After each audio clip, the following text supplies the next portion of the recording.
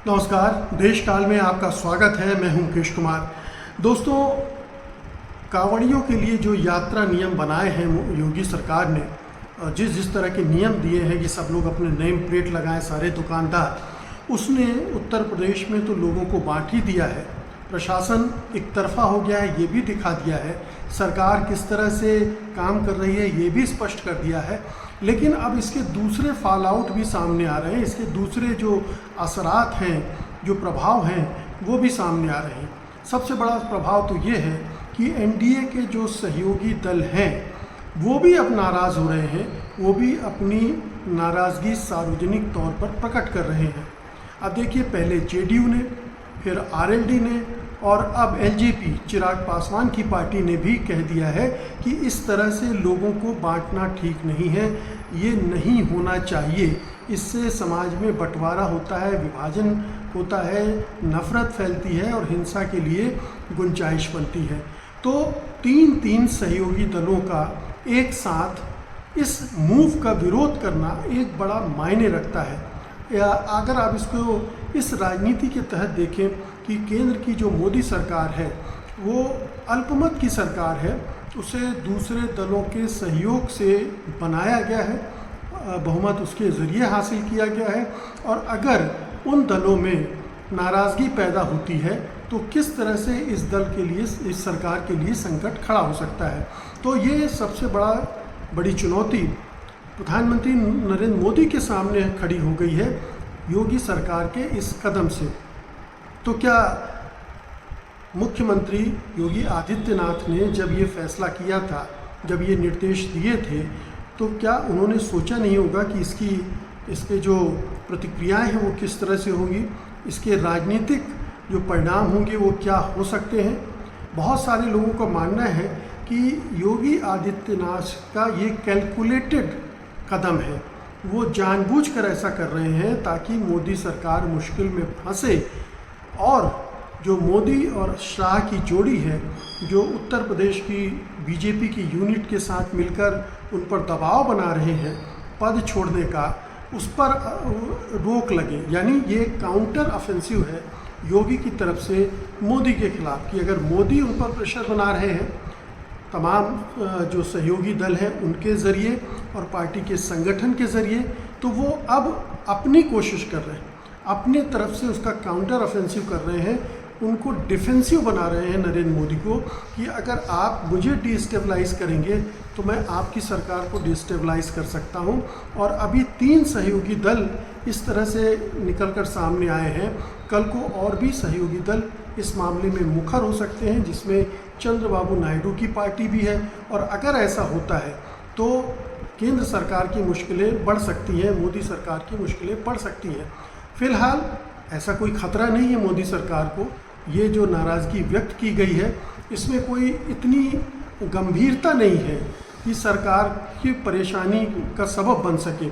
लेकिन फ़र्ज़ कीजिए कि कांवड़ियों की यात्रा के दौरान कोई बड़ी हिंसा हो जाती है, तब ये जो सहयोगी दल अभी थोड़ा नरम स्वर में बात कर रहे हैं, क्या इनके स्वर तीखे नहीं हो जाएंगे, ये इकट्ठे नहीं हो जाएंगे, केंद्र सरकार के खिलाफ मोर्चा नहीं खोल देंगे। और ये भी ध्यान रखिए कि विपक्षी दल तो इस मौके की तलाश में है, वो इंतज़ार कर रहे हैं कि इस तरह की कोई घटना घटे, इस तरह की कोई क्राइसिस पैदा हो और वो सरकार को गिराने में सफल हो जाए। और आप ये भी ध्यान में रखिए कि 22 जुलाई से संसद का अधिवेशन शुरू हो रहा है, मानसून सत्र शुरू हो रहा है और बजट सत्र भी कह सकते हैं आपको, क्योंकि 23 जुलाई को बजट भी पेश होना है। तो उस समय इस तरह का विवाद खड़ा होना, और अगर विवाद किसी दूसरी शक्ल अख्तियार करता है, तब सरकार के लिए कितना मुश्किल हो जाएगा संसद को चलाना और विपक्षी दलों को मनाना या उनको कंट्रोल में करना और सहयोगी दलों को मनाकर अपने साथ रखना। तो ये क्राइसिस बढ़ सकती है और शायद योगी आदित्यनाथ इस क्राइसिस का फ़ायदा उठाने की कोशिश कर रहे हैं। ऐसे में अब प्रधानमंत्री मोदी क्या करेंगे? क्या वो योगी को जीवन दान देंगे कि आपकी सत्ता सुरक्षित है, आप इस तरह की चीज़ें न कीजिए जिससे केंद्र सरकार को खतरा होता है? या फिर अब वो इस मूड में आ जाएंगे कि अब तो इन्हें हटाना ही पड़ेगा, इनकी जगह कोई एक ऐसा व्यक्ति बैठाना पड़ेगा, एक ऐसा नेता बैठाना पड़ेगा जो उनके हिसाब से राज्य को चलाए, सरकार को चलाए, ना कि केंद्र के खिलाफ कोई मोर्चा खोले या जो सेंट्रल लीडरशिप है, कमान है, उसके खिलाफ कोई मोर्चा खोले। तो ये आप स्पष्ट तौर पर देखिए कि योगी बनाम मोदी की लड़ाई चल रही है और इन दोनों के बीच टकराव अब क्या क्या नए रूप ले रहा है और दोनों अपने अपने जो अस्त्र शस्त्र हैं वो निकाल कर मैदान में उतर चुके हैं, उनका उपयोग कर रहे हैं। योगी के पास बहुत ज़्यादा अस्त्र शस्त्र नहीं है। ये कहा जा रहा है कि आरएसएस उनको बैक कर रहा है और वही उनकी ताकत है। इसके अलावा एक छोटे से इलाके में उनका अपना जनाधार है, कुछ सीटें वो जितवाने में सक्षम है, इससे ज़्यादा उनकी कोई हैसियत नहीं है। उत्तर प्रदेश, पूरे उत्तर प्रदेश में वो कोई पैन यूपी लीडर हो ऐसा भी नहीं है। और उनका एकमात्र जो एक यूएसपी रही है वो ये रही है कि वो एक उग्र हिंदुत्व के झंडा बरदार हैं।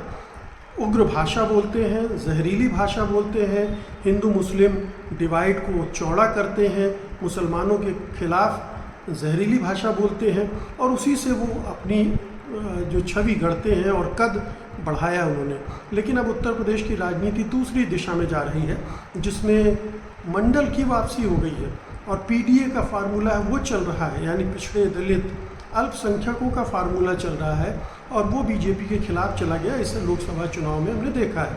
तो अब हो सकता है कि बीजेपी भी अपनी स्ट्रेटजी चेंज करे और उसमें योगी आदित्यनाथ फिट ना हो तो उनको हटाना एक तरह से लाजमी भी हो जाए।